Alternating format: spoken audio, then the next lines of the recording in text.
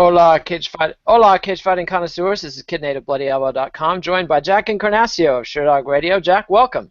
Thanks, man. Pleasure to be here. And we are here to talk about unfun things. We're here to talk about domestic violence, War Machine, Thiago Silva, Jeremy Stevens, the whole bit. Crime and punishment. It's going to be a two-part show. First up, Jack Encarnacio. Later, Brian D'Souza will be joining me to talk about GSP's big feature in the New York Times this weekend, alongside his pal Leonard DiCaprio and his other pal Jimmy Cornier, the Quebecois drug dealer the New York Times called the biggest pot dealer in the history of New York. So, a lot of black eyes for the sport, if you can forgive my pun, but not a fun topic at all. First up, we want to say we are against domestic violence. Domestic violence is bad. Hitting your woman, hitting your man, hitting children, all bad, and we disapprove. So does the law. But how does a sports entity like UFC deal with a problem like this? And how do you solve a problem like Thiago Silva?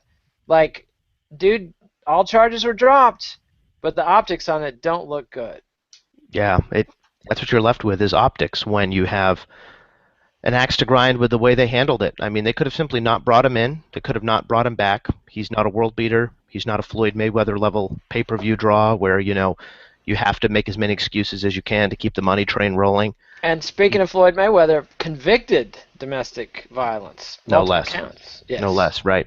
These, as we're learning with Ray Rice and other cases, for organizations that employ... And that's the Baltimore Ravens running back who was just canned from the Ravens, initially given a 2-day suspension, but then when the video came out on TMZ, whoa, suddenly the NFL took it serious and showed him knocking out his girlfriend. Just first he hit her, she hit him back, then he just laid her out and dragged her unconscious body out of the elevator. Ugly scene, NFL belatedly handling it, but this might bring down the commissioner, so sorry to interrupt. But just not at all. I mean, yeah, thanks for that rundown. I mean, it is...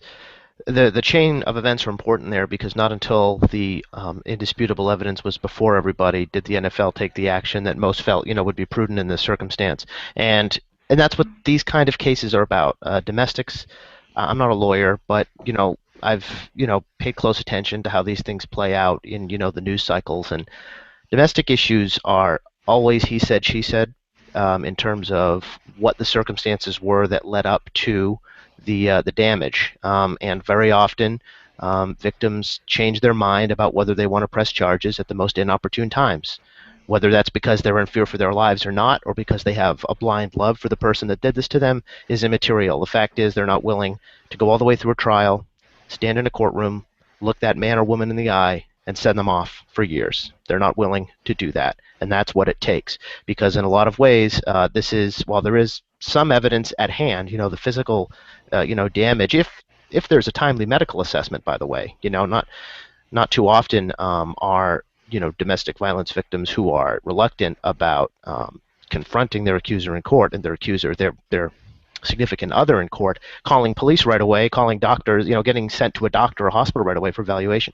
And that's what we have to understand when it comes to how administrations like the NFL, like the UFC, look at things like this. It's about evidence. It's about what can you prove. There is no real moral compass at play. This is the lawyer's world. This is the law of the legal jungle, and it's all about the evidence. And the only reality to people like this is what is provable, and what there is tangible evidence of. Right up until that point, both sides will look at each other. Well, maybe in concert, both sign on to the idea quite too often enough, and not push back at the idea that there's no evidence at play, that this is exactly what happened, that my client, to adopt the phraseology, my client actually did this, she's making it all up, etc. Maybe there are cases like that, maybe there aren't, but until there's an indisputable piece of evidence that this person did this to this other person, you're not going to get many organizations putting their neck out there to get sued for wrongful termination or for a million other things, or for completely defaming and destroying this person and sort of lending credence to the idea that this person did this and deserves punishment, even if they're not convicted in a court of law of this crime. I mean, do you think the fact that Dana White immediately came out against Thiago Silva and announced that he would never fight in the octagon again, long before, I mean, this never went to court. No charges were filed. I believe he was arraigned. I don't know if he was indicted. But then his ex-wife disappeared, possibly left the country, and all charges were dropped. The UFC welcomed him back. But Dana White initially said he'll never fight in the octagon again. He was cut immediately. Do you think they had exposed themselves to some kind of legal liability by taking those immediate actions, and that's why they're bringing him back? Or is this just a business calculation? Look, we need guys that can headline cards in Brazil desperately. This guy's a Brazilian. He's got some juice with our audience. Let's bring him back. What's done is done. I'm sure it's a bit of both. I'm sure if they thought he had no juice whatsoever, it wouldn't be worth the bother. It wouldn't be worth the trouble. But yeah, you can always find a lawyer. If you've got some dimes to scrape together, you can always find a lawyer who'll build a case that you were wrongfully terminated or do X, Y, Z. Those kinds of disputes aren't about who's right and wrong in court. They're about convincing the party with the money to settle, so everyone can move on, and there's a six figures in somebody's pocket. And so that's just a game, and it's unfortunate that it comes down to that, but that's basically the modus operandi and stuff like this. And would the UFC be fearful of a lawsuit? I'm not so sure about that. I think it's very important and vital to remind ourselves in this Thiago Silva matter, remind ourselves over and over again that authorities did not pursue charges, not because they determined that Thiago Silva's ex-wife was lying, as he's claiming now, but because she's unavailable, per my earlier point, to testify and give testimony. And you don't have a case. And in something like this, you can't expect the state to adopt the position of the accuser without a whole lot of evidence at hand. You need the person in the court, and the jurors are going to look at that person, and they're going to believe her or they're not. And if you can't get that person in front of the jury, it's a waste of time. And yet, this was a case in which it was alleged that he showed up at the jiu-jitsu gym of her current boyfriend. I can't remember the dude's name. Perhaps you can refresh me on that. Waving a gun around. What? Say the name again. Pablo Popovich. Pablo Popovich showed up waving a gun around and put it in his face, Pablo's face, and in Thiago's ex-wife. So I'm very curious as to where Pablo is in all this, and why there wasn't enough evidence there from people that were present at the gym. Because to me, showing up at a gym, especially in this climate, of mass shootings, would require some sort of sanction from the state or investigation. That it's not just a regular domestic violence case that involved, fisticuffs in the home, which is totally egregious. But this was a gun in public, allegedly, at a gym with kids at it, and so that to me is a big X factor. But here's another wrinkle I want you to talk about. What's the difference between this case and the Jeremy Stephens case, where Dana White never flinched in unwavering support of Jeremy Stephens? Because it's not a woman. Because it's not a woman. That wasn't a domestic violence. That was a charge, and Stephens was acquitted, but at the time it was an assault charge. He was resisting extradition to Iowa. Iowa authorities made it to Minnesota, arrested Jeremy Stephens hours before UFC, or at the weigh-ins the night before a UFC event. Dana White never wavered in his support of Jeremy Stephens. So you think that was because it was a simple assault case and the alleged victim was a man? Yes, I do. I think it has everything to do with how much less tenable it is to go to those kind of lengths to get somebody into a cage to fight if they had just allegedly done that to a woman as opposed to a man. I think that's optics win out on that one big time. I see. So you don't think it had to do with gunplay or the fact that Silva's a Brazilian and Jeremy Stephens is a corn-fed white boy from Iowa that Dana White seems to just be over the moon with? No, I don't really have much of a reason to think that Dana's a huge fan of corn-fed Iowa boys. I mean, they had their moment where they were the best fighters in the sport, but that's long gone. So there's not much to foster there in terms of them being the streak of most dominant and powerful and fighter collective in the Monty Cox and Bettendorf days. But in terms of the difference between those two cases, yeah, I do. I think it has a lot to do with that gun thing. With Thiago Silva, incredibly disturbing and reveals just like a part of, if true, reveals a part of his personality that just is hard to shut out of your mind, and it's troubling. But it's just another in the litany of things that someone said he did, but isn't willing to testify that he did. Did you see his appearance yesterday on the MMA Hour with Ariel Helwani? I didn't see it, but I read everything he said. Yes, and so comments like people will forget. They always do. And what did you learn from this episode, Thiago? Not to trust women. Like to me, that does not sound like somebody who's learned his lesson and is sad and sorry. This is a guy who says the bitch was lying. He didn't use that word bitch, but he was like, everything she said was a lie. I'm completely innocent.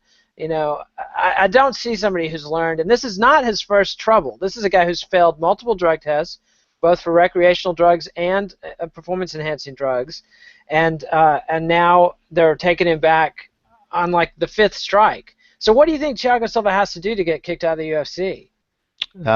Get convicted. get get convicted, charged. You get know, charged, lose get fights.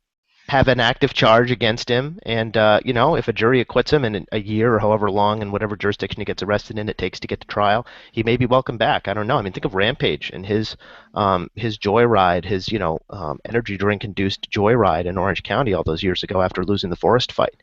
I mean, that seemed like that was a TMZ bonanza, even above this Thiago Silva thing, because it was such a public spectacle, and they were following blow by blow the insanity of this thing and how many lives he put at risk. That woman had that lawsuit that she was trying to bring against him, ultimately unsuccessful, that he caused her miscarriage in the whole fracas and causing all this disruption in traffic. So, you know, I mean, if you don't have a conviction on your record, I think that's unfortunately the standard that a lot of people who have to make these judgment calls adhere to. They just skew to, all right, we'll trust the law. If the law doesn't think there's enough here to say he did it, who am I to say he did it? Well, you are somebody. You could say something about the fact that those allegations are out there, but I think always in the back of the mind of someone in Dana White or even Roger Goodell's position is precedent. Precedent. What's to stop the next fighter whose girlfriend becomes aggrieved or otherwise mad at him to make things up whole cloth and then put me in this position of having to say I took Thiago Silva's girlfriend's word for it and sent him packing, but I'm not going to take your girlfriend's word for it. It's choppy and it's all he said she said. Unfortunately, I hate that it's that way, but I also hate that people seem to get so animated as if this is a moral discussion on behalf of a Roger Goodell. It's not a moral discussion; it's a legal discussion. You think Roger Goodell has no problem with the fact that Ray Rice does this to his wife? I mean, I don't know. I I don't mean, know. the allegations are that the NFL knew about the video and then covered it up. Yeah. Yeah, that So would be very strange because as far as I don't know a lot about football, but I don't know. I don't think of Ray Rice as some kind of indispensable part of the system. But maybe there is a culture of not. Maybe there is a culture well, I mean, they're of already on the record of suspending guys for like seasons for failing pot tests and there's suspending evidence a guy there. for 2 games Hmm. for domestic violence allegations, and Yep. and just the optics on that alone are. It's always that, and that's why it's always optics because they can't. They should worry about optics, but they can't always worry about optics. All they have to worry about is the four corners of whatever contract or whatever criminal complaint is at play. And when it's drug test, look, here's your metabolite levels. This is the limit. Here's the piece of paper that says that. This is how much you had in your system. Here's the piece of paper that says that. Here's the drug test. Here's the sample. Evidence, not testimony, not someone saying you did it. And that is, that certainly can be evidence, but it's a lot harder for an administration to act upon evidence that isn't kind of empirical. That's based in what somebody says. It's a harder case, and that's always how domestics seem to be, unless it's caught on tape, as we found with Ray Rice. I mean, even him dragging her out of the elevator wasn't enough for the NFL to say he absolutely did it and not really care what Ray Rice did in response. Perhaps in the NFL, I think they've demonstrated with some of the dissuading of concussion coverage that they've done over the years, they are sensitive to the idea that one case of one player will be interpreted as a problem that football has, or that football players have in general, or that somehow the game and its violent nature contributes to the kind of psychosis that goes into acting like that. I'd be kind of anxious if I were them about that too, because concussive, repeated head trauma, no matter what form it takes, it does produce some warped people, some sociopaths. I mean, maybe they were sociopaths before, I don't know. All I know is that there's a pretty high quotient in the worlds where people take a lot of dings to the head. Yeah, I mean that's a big part of the John Wayne Gacy myth, for example, is that there's the Sufjan Stevens song about a kid hitting his head on the swing set and becoming John Wayne Gacy. I mean Yeah. that's something that we are beginning to know scientifically, but we've intuited for a long time. Hmm. And there's Right. there's Benoit, the wrestler, who horrible murder suicide of his wife and daughter, I believe. And everybody knew him.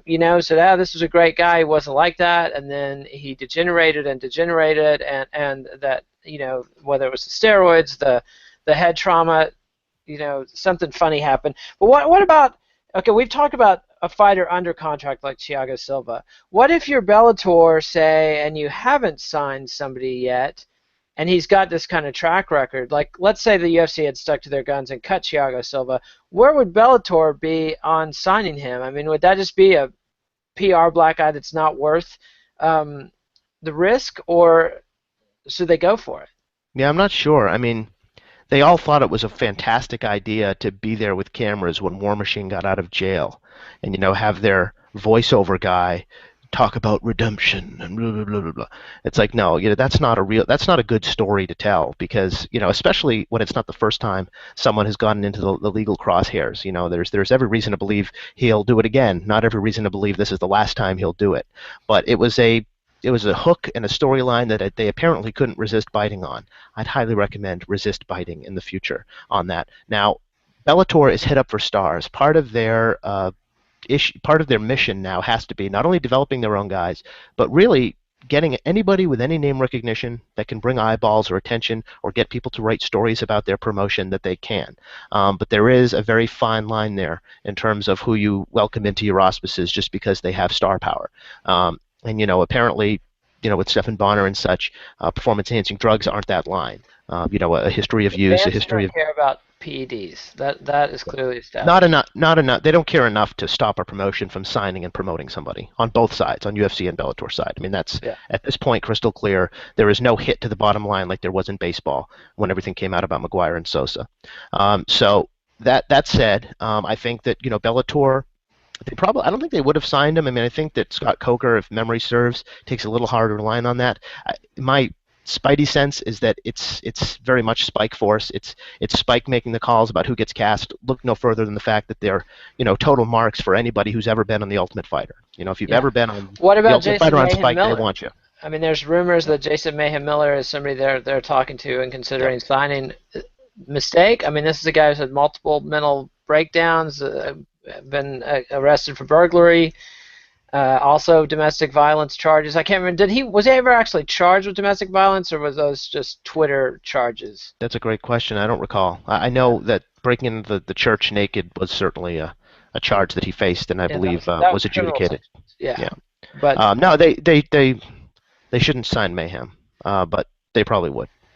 yeah, that's my bet too. And the thing is, not only is he a shot fighter, uh, physically, but his track record as a human being is abysmal, and it just seems like he's another disaster waiting to happen, and Yeah, that could quite possibly, especially given I was reading about domestic violence in New York this weekend, and one of the things they track is when they track men they're trying to watch, because they're a threat to kill their wife and children, that they track for things like losing a job or a change in circumstance like being kicked out of the house. So something like putting Mayhem into the spotlight and putting him in a position where he's under very high pressure, win fights or lose your job, to me that's just a recipe for disaster. And sure. Yeah, I'm not sure that would be the most advisable thing, especially considering how a lot of this tailspin that he went into most recently, this kind of public tailspin he went into, was after he got cut from the UFC, and he was sort of out of the limelight, or at least, was being kind of relegated to a subject that people just didn't want to acknowledge or talk about as far as people, in the organization, in the UFC. And that seemed to be a lot of it. And I kind of seem to recall he was sort of poking and prodding at Dana White on Twitter. He kind of had that separation from them, and he couldn't take it. He hated it. And it was followed subsequently by a lot of these crazy episodes and strange tweets and obviously run-ins with the law. So, yeah, I think, you're probably right. I mean, I'm not a psychologist, but introducing that kind of pressure into the life of someone like Jason Miller, who's demonstrated in the past that he can have a lot of trouble with pressure, or at least it seems like pressure touches off certain things with him. You might want to avoid that. But I don't know. I think Bellator with War Machine, Bellator can be talked into thinking you're better, and they may agree with you. I don't know if it was a large degree or component Bjorn Rebney's call. I felt like it was more Spike's call, because a lot of these people they rolled the dice on were on Tough, and they thought it was awesome that they were on Tough on Spike, and they just feel like those guys are stars. I think that's probably why they signed Stephan, and they're not always wrong. I mean, Tough is still really the premier star-making platform in the sport, but I think that that's a question worth pondering, is whether they would pull the trigger on him just because he drew good ratings on their channel, Tough 14 against Bisping. yeah, and I think that's an excellent point you're bringing up, that it was Spike TV possibly that drove the War Machine decision, and ultimately when you look at Spike TV's role in all this, Spike TV is responsible for Junie Browning being on The Ultimate Fighter, and that they had a consistent push for let's have more drama, let's have Kimbo? more. Yeah, Kimbo Slice, which the Kimbo thing worked out great He for did. ratings in the short term, was a complete bust as a fighter. And allegations where he was eye poking and biting Matt Mitrione, which was part of why I was cut, allegedly. That he was pulling some dirty shit in that fight that he lost. And so, you got to wonder, this nexus of reality TV and MMA seems like a very volatile one and a bad one. Yeah, well, we've got a lot of history with it. It's not like it hasn't been put to the test, and I think there are some cases where people are put into that spotlight and behave antisocially, to say the least. But I mean, Chris Lieben became a household name and a superstar. Certainly, I'm not saying he's sitting on a ton of money just based on decisions he's made. He seems actually rather destitute, oddly enough, at this point in his life. But acting that way made him a star, and acting that way gets attention. And if you're Spike and you want ratings, you'll you'll try to access that part of a guy's personality without allowing it to go too far. It's a delicate balance, but it doesn't mean you don't try if it means it brings eyeballs. And like you said, the Kimbo thing was a bust from a fighter perspective, perhaps for the UFC. But what does Spike care? I mean, the Tough 10 did these absolute record ratings. The Roy Nelson fight, still the most watched fight ever on cable, still the most watched fight ever on Spike. And the Kimbo versus Houston Alexander live fight did quite well for them too. They'll roll the dice if they can get a rating or two out of it. I mean, I think that's crystal clear at this point. And so here's another question. We talked about evidence, and I think it's very important because there's two trends going on right now. One of which is a good trend, which I think is we as a society, and partly because of social media and because women having more access to speak and be heard, we're more down on domestic violence than we have been historically, which I think is good. That's an unalloyed good. On the other hand, we're very much not fans of the legal system. We want to have a trial on Twitter. We don't Yeah. want to wait for the evidence. We don't want to give people a chance to make their case. We don't want to see the presentation of evidence. We want to know now. We want to start condemning a guy. So I'm of two minds here on the Thiago Silva situation. I mean, on the one hand, I'm like, Jesus, domestic violence is bad. The things he's accused of are terrible. I don't want my sport associated with this. On the other hand, the guy never got his day in court. Has no chance to clear himself. He was certainly, he was on TMZ. He was publicly, all the MMA sites covered the heck out of it. So he never had a chance to have his day in court and clear himself. But then there's a third factor. Even if he was guilty, somebody who's convicted of domestic violence, and my wife is a assistant district attorney. She's prosecuted a ton of domestic violence cases. She's represented survivors of domestic violence. She's taken kids away, the whole bit. And the reality is, this is an everyday legal offense that's treated as a pretty minor one. Yeah. The guy. Yeah, cops always say it's just domestic, not a big deal. Yeah, and so this is the sort of thing that if you get convicted frequently, if you're not a celebrity, this is a 2-year conviction. You serve 6 months, you get out. Boom, you're back at the phone company setting up lines in people's houses. I mean, there are people all around your town who have convictions for domestic violence, some of which would terrify you if you knew the details, and yet they're back at their jobs, they're going about their business. If guys can't cage fight after they've had a conviction, I mean, what can they do? Like, to me, it's like, there's a long tradition of criminals coming back, Sonny Liston, Archie Moore, tons of boxers, Mike Tyson before and after. As a juvenile criminal, did time in the juvenile system, then as an adult convicted of rape, came back to fight. Floyd Mayweather's got multiple convictions for domestic violence. He's about to headline a big pay-per-view this weekend. Like, part of me is like, get over it. Like, these are cage fighters. What do you expect, and what else are we going to do with these people if they can't, Dana White says he's got a right, Thiago Silva has a right to make a living. What do you make of that? Is there a place in our sport for felons? No. I mean, that's it. There you go. I don't So think Mike anybody. Tyson, you wouldn't if it was 1997, Mike Tyson had been an MMA fighter coming out of If prison. I was a promoter, if I was a promoter as opposed to someone being asked to render an opinion on the outside, of course I would contort my moral compass, contort it profoundly to the point where it barely existed anymore to get the top draw in the sport into the ring.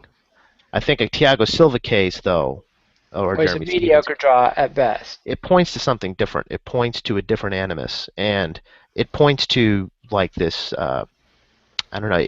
It's a harder call. It's a more revealing call. It's crystal clear to understand why Floyd and Mike Tyson and just about any other superstar athlete who or superstar entertainer for that matter. I mean, if you can put up numbers, that's the thing about being a star. Once a star, always a star. if you ever moved Yeah, who's the R&B business, singer? Is it Keith Sweat that's the huge sure. peed on an underage Chris girl on Brown, remember video? that? Yeah. Chris Brown will never get another breath of life in the public eye. He's done. He beat up Rihanna. Everybody loves Rihanna. Well, it turns out that Chris Brown can move the needle, and if you once move the needle, there's always going to be someone out there with money thinking you can do it again for them. And if one person passes on you out of a moral stand, the next guy will take you. You pointed earlier to the Twitter revolution around the dialogue and issues like this, and I think more than anything, that's the most promising thing about the social media piling on that goes on here, is that you have a lot more to deal with if you're a person making these decisions to employ people who have been convicted or even accused of these crimes. You know that the rules of engagement, if you're going to do that, is that you're going to take a tremendous amount of static on Twitter, a tremendous amount of pressure, and you could get Donald Sterling. It could be something where no one commits a crime, no one really releases anything that legally has a basis to be released. I mean, it's essentially, an invasive recording that the world basically convicts you on, even though probably wouldn't have been admissible in your trial if there was a trial, considering you didn't really commit a crime. But it has real consequences because of social media. It has real consequences for you. So I think that's really what animates the most fervent and strident voices in a case like this, is people behind their computers who feel like if they speak loud enough, then they can serve as sort of a substitute for legal ramifications.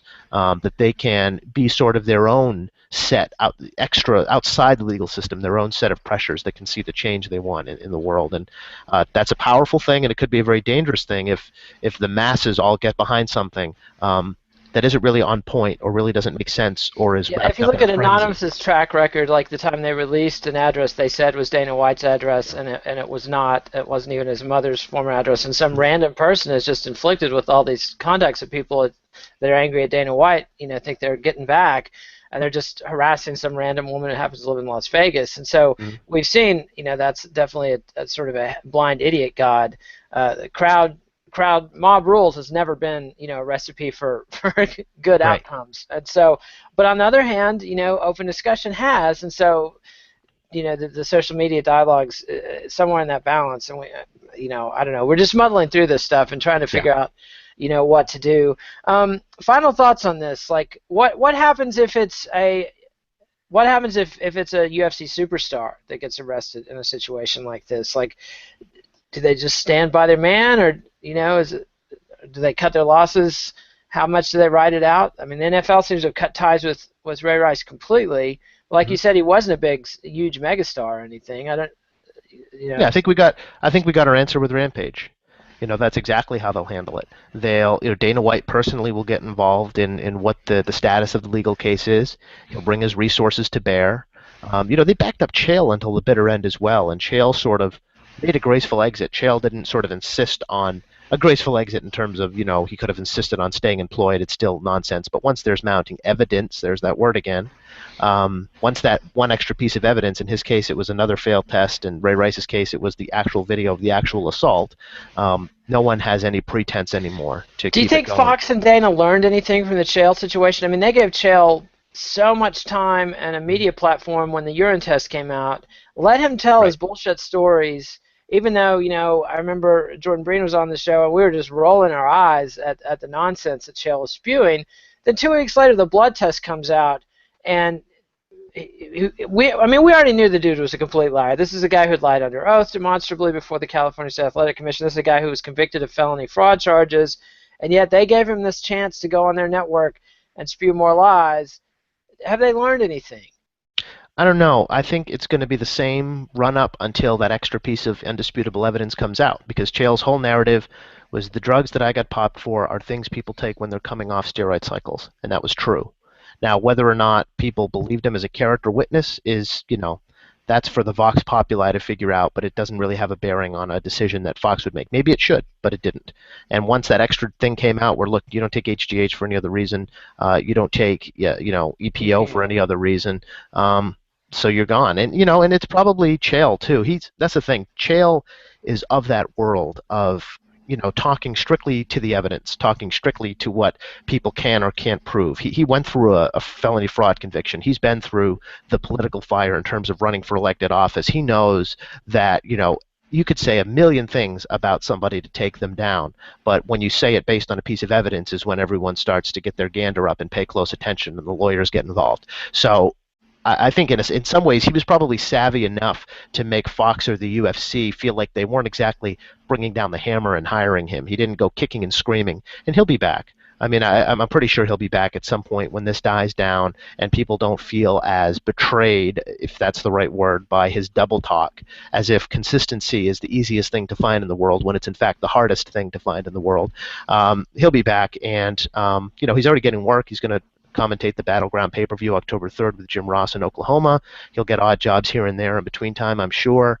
And once it becomes an issue, everyone will look around and say, who cares if a commentator took HGH? Duh. And it'll be like a year later. And like I said, once a star, always a star. Once a draw, always a draw. And you're going to get 10 times more opportunities than someone who isn't. All right. Well, Jack, thanks very much. Where can people follow you and read your work and hear your work? Everything I'm up to is always on my Twitter at Sherdog Rewind, which is obviously the Twitter for the show I do at Sherdog.com. It's periodic at this point. I do as many as I can, and check the show out. It features long-form interviews. It features in-depth discussions about the business of MMA. I try to present, offbeat stuff people aren't hearing, and that's becoming increasingly hard, considering how hard and wall-to-wall coverage mixed martial arts is these days. But that's where you can find me, at Sherdog Rewind. And I highly recommend the show. Great show. It's a pleasure to have you on, Jack. We'll have you on again. And you can follow me at KidNate on Twitter. Read me at BloodyElbow.com. And remember to give this video a like. That's the thumbs up below the screen on YouTube. And subscribe to MMANation.com on YouTube. And I'll be back with part 2 with Brian D'Souza, where we're going to talk about GSP and his buddy Jimmy Cornier, the biggest pot dealer in New York history. So thanks very much. Adios, MMA aficionados. Thanks again, Jack. Thank you. Hola, MMA, hola, cage fighting connoisseurs. I'm blowing in my own tagline. This is Kid Nate of Bloody Elbow. This is the second part of his show, Black Eyes and Bad Company, talking about MMA, mixed martial artists, and domestic violence, and mixed martial artists and organized crime figures. And joining me here for this segment is Brian D'Souza, author of Pound for Pound, The Modern Gladiators of Mixed Martial Arts. Brian, welcome. Good to see you, Nate. And your book featured a ton of insight into the business practices of George St-Pierre and his various managerial peccadillos.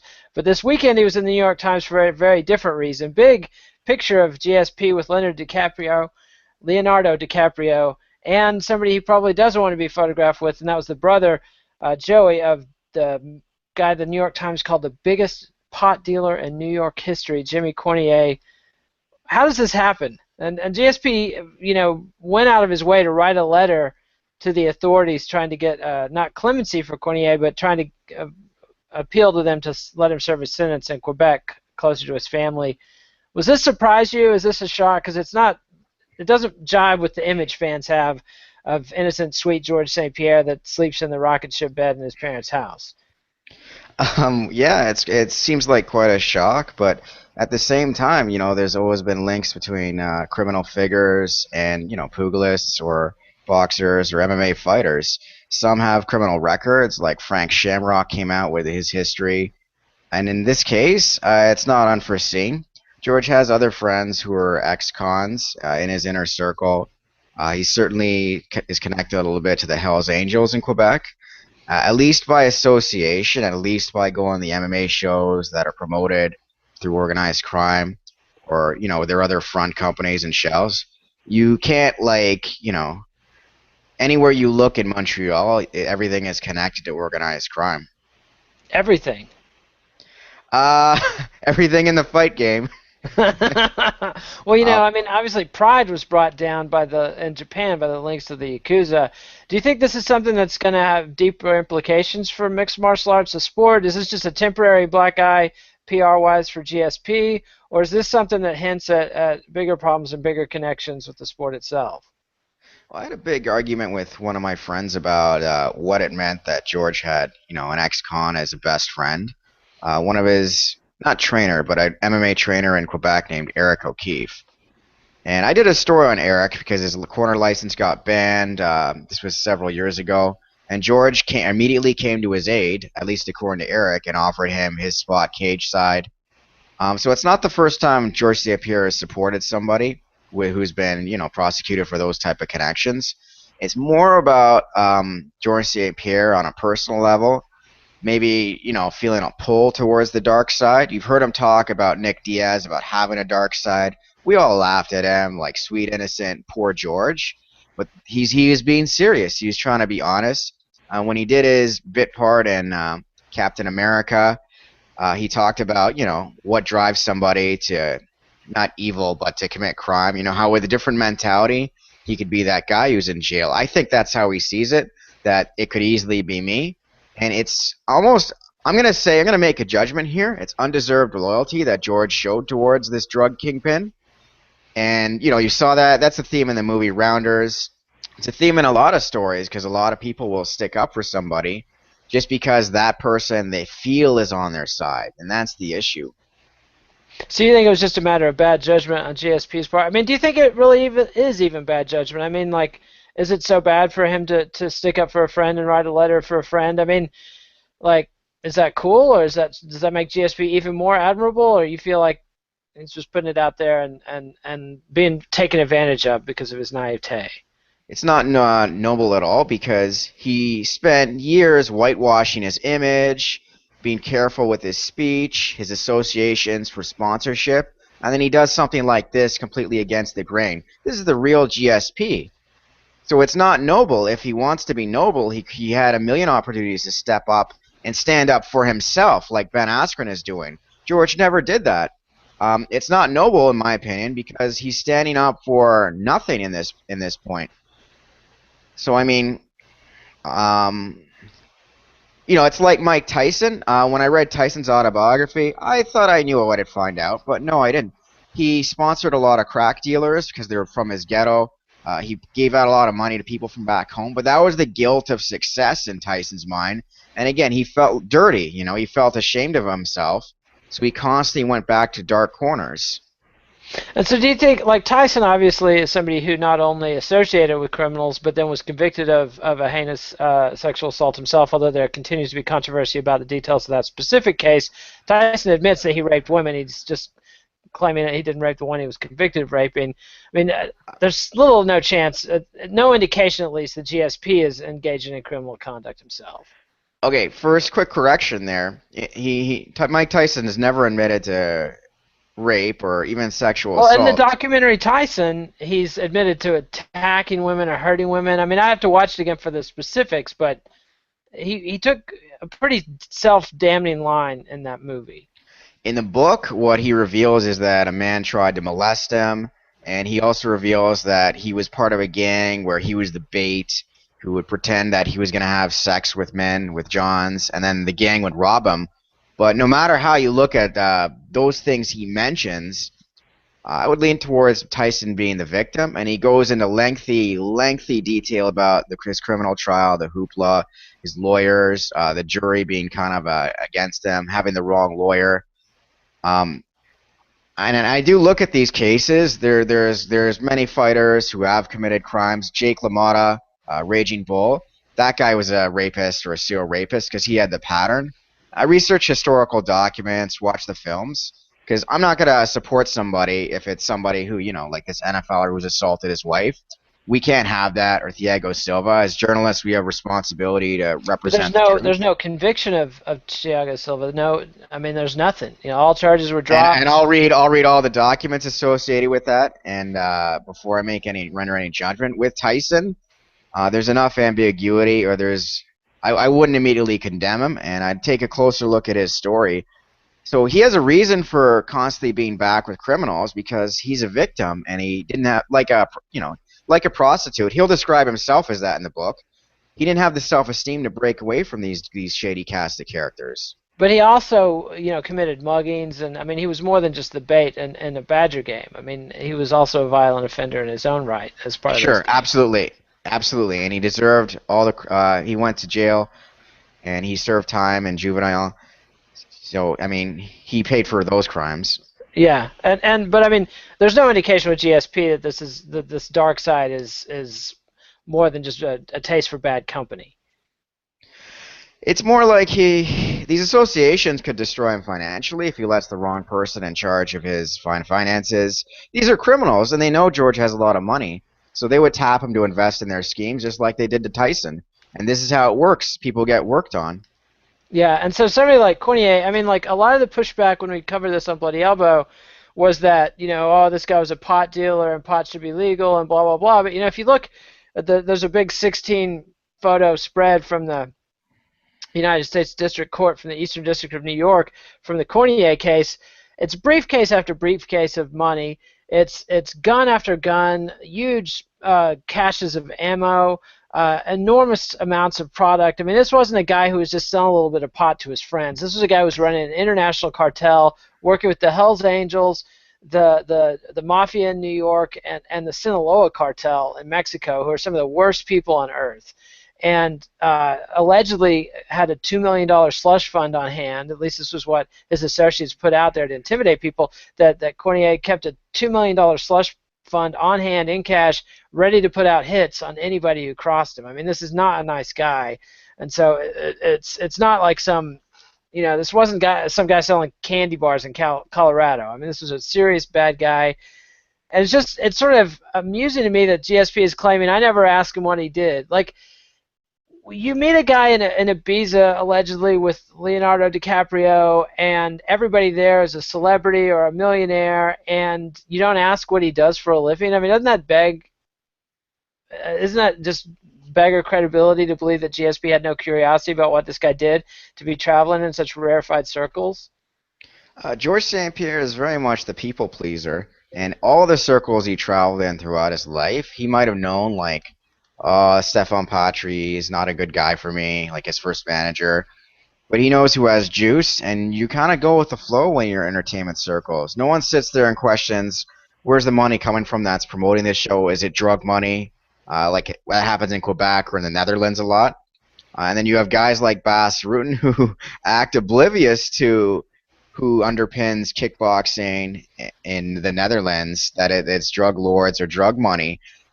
And, we all have to kind of pretend, the Fertittas have a little bit of history with the Kansas City Mafia. Their grandfather was supposedly the mafia boss of Galveston in the post-World War II era. I mean, that's pretty major league. That was one of the major Atlantic coast seaports for gambling, and their dad, was a major player in Las Vegas in the 70s when it was a very different era.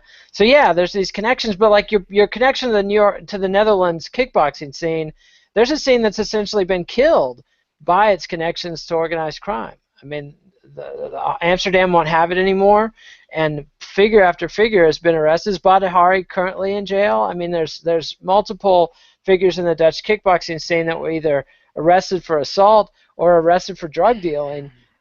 At some point, this bites the sport in the ass. Is MMA facing an existential threat, or is this nothing to worry about at this point, that it's safely at arm's remove, it's just regional scenes in Montreal that are getting infiltrated, or could it bring down the whole show like it did in Japan?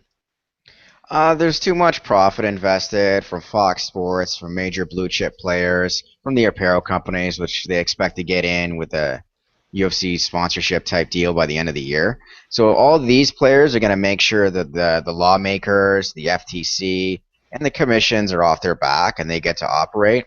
The commissions get a percentage of the gate, and they get, like, you know what I mean? They get paid for these shows. So there's too much at stake. It's public opinion that could turn and torpedo the sport, or the lack of stars. The criminal connections, I'm always hoping that there'll be more legislative involvement and more scrutiny, because you don't want a GSP to get his check or a fighter to get their check and then it be extorted by criminal bosses who own them.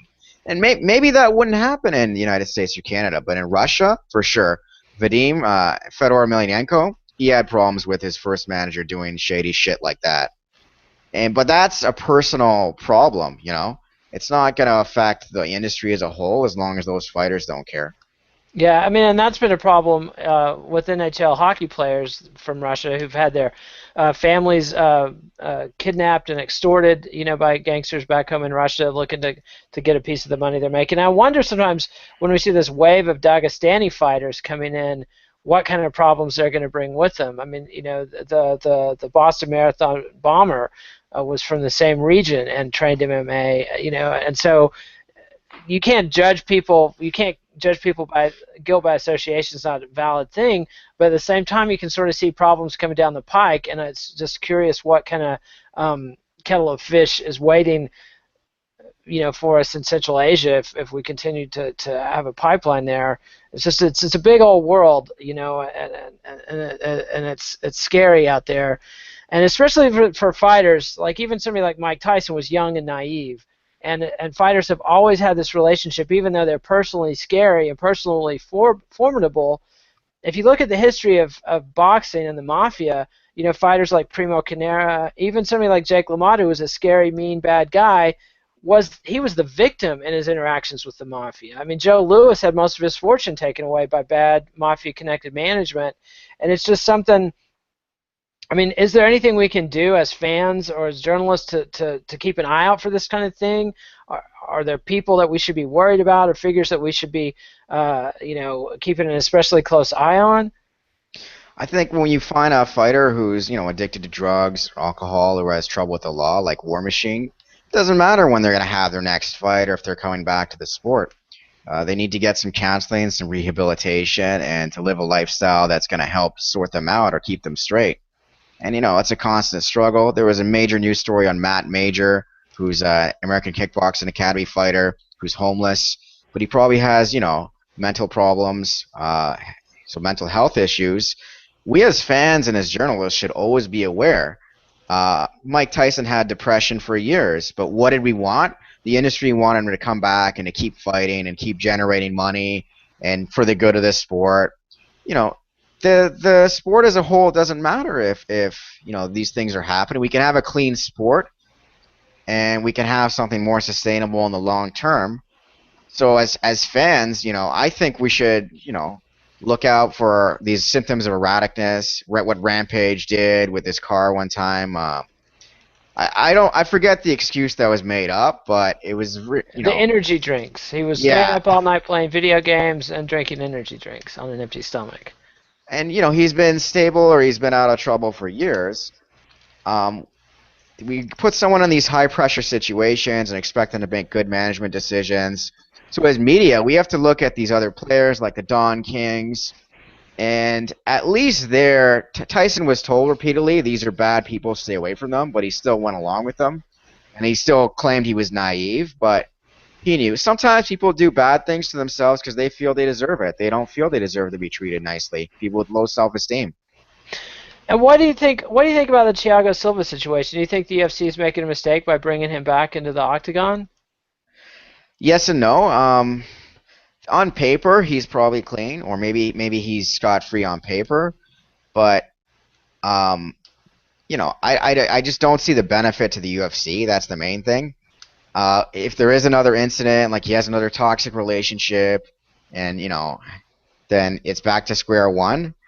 And it's like War Machine, after War Machine went to jail for an assault a few years ago, and he should have been blackballed completely from the industry, but his name still had some value to Bellator. It's a sad that I'm not saying we should turn our backs on fighters, but that's basically the profit motive of capitalism. Either they're making money for fighting, or they get nothing. They don't get counseling, as Chris Lieben pointed out, if they're having problems. They're forgotten about. No more attention. And so, like the War Machine situation, I mean, like people get convicted of assaults all the time. And that's not even a very serious felony. And in some states, people have a very hard time working again if they've got a felony. But I mean, like that's seen as a problem. Like, how do we welcome these guys back into society? What's rehabilitation mean? They've got to have something to do, or they're just going to become criminals again. Like, if somebody who's convicted of assault can't fight mixed martial arts, what can they do? I mean, is there some sanctity of cage fighting that criminals should be excluded from? That's a really good question. If you're appearing on Fox Sports or Spike TV or these major networks, yes, there has to be standards. There has to be. If you want this to be a mainstream sport, and if this claim that women are a majority or a major viewers of mixed martial arts is going to hold up or is going to be true, just for public image, we have to look out for those red flags. But organizations like World Series of Fighting didn't do proper criminal background checks.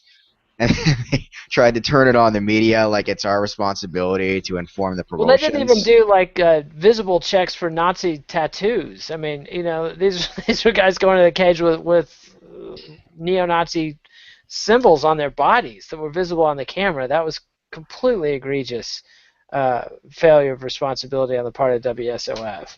If you have connections to the Nazi Party, you're not going to be on an Olympic team. And Germany pulled somebody for that. Like I think it was one of their female athletes' boyfriends was connected.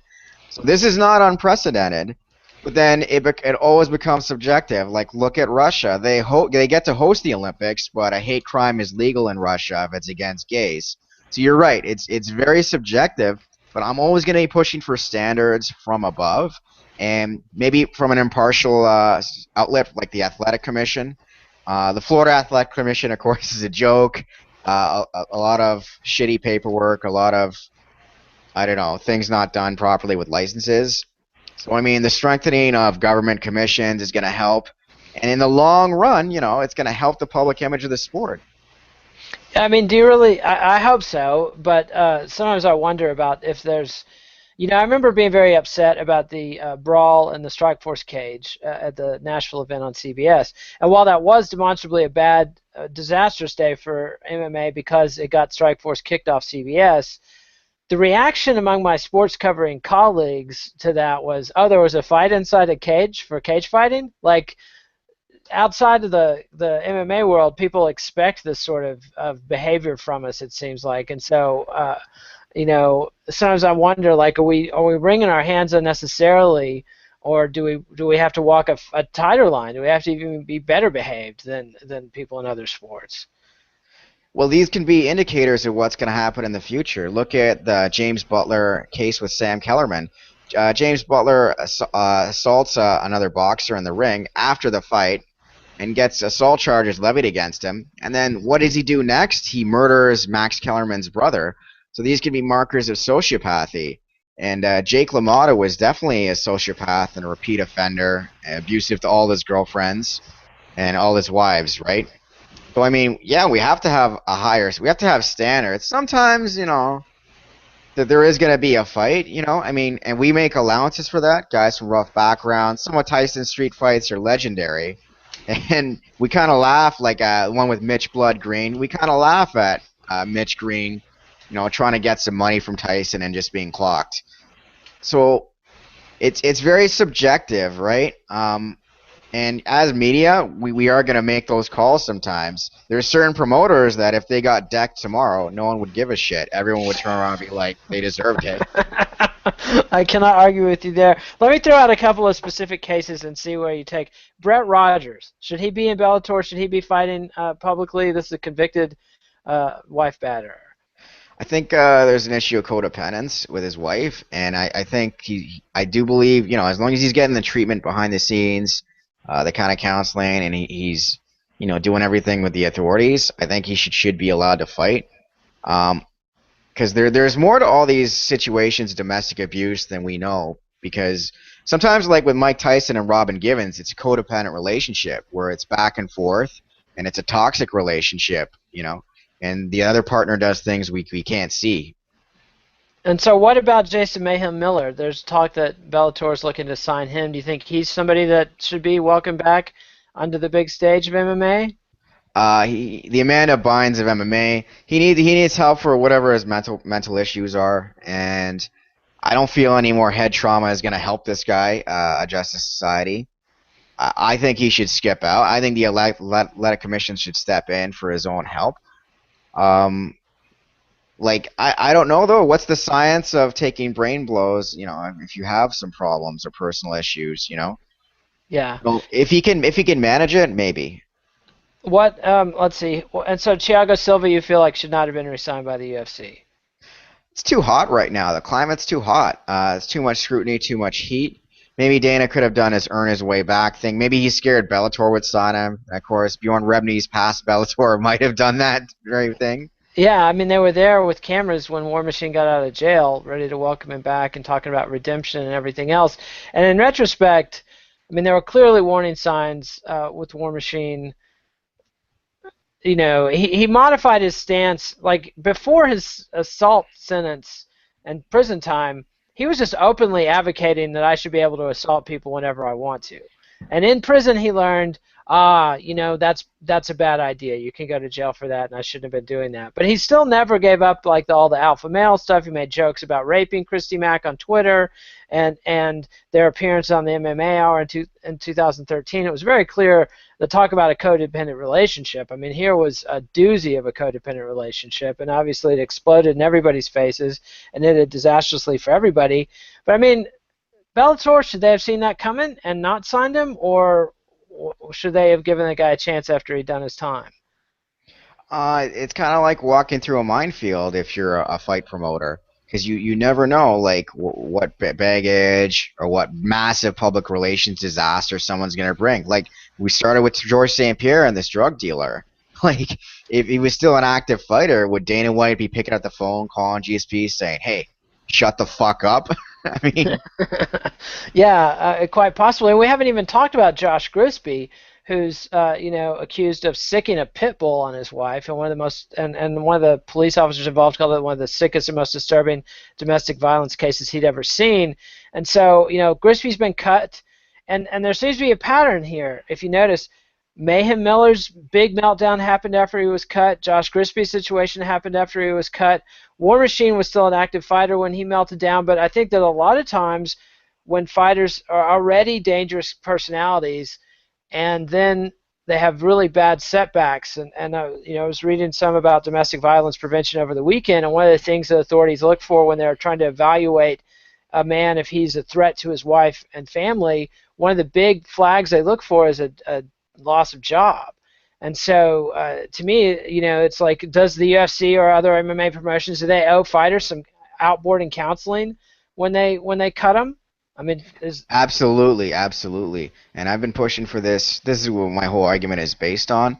It isn't just signing over a check or a purse amount to a fighter and then the promoter's responsibility should end.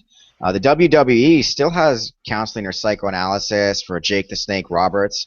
And Jake was abused as a child, sexually and in other ways. And he is a guy who's going to need lifelong care. And I live in Canada. We do have universal health care. And, if you don't take care of somebody, they're just going to have costs in society, whether that's the cost to imprison them, the cost to persecute them for crimes, or the damage they do to other people. And so we can take care of people when they're children, which is the number one thing. And then, when I say take care, I mean offer them alternatives to going to jail. Offer them alternatives to freaking out and hurting the people around them. But it's a capitalist society, and this is a business based on the people most desperate to fight or most willing to risk themselves. And they're not the best, most balanced people. Yeah, that's true. And so it's a tough spot, ugly situation for the sport, and some say it's an ugly sport. So here we are. We'll be back next time with previews of the upcoming bouts on the Care Don't Care preview. I mean, it's just sort of like, at the end we're aiding and abetting the system to continue because of our vicarious thrill of watching violence. So, joke's on us is all I can say. Final thoughts on this topic, Mr. D'Souza.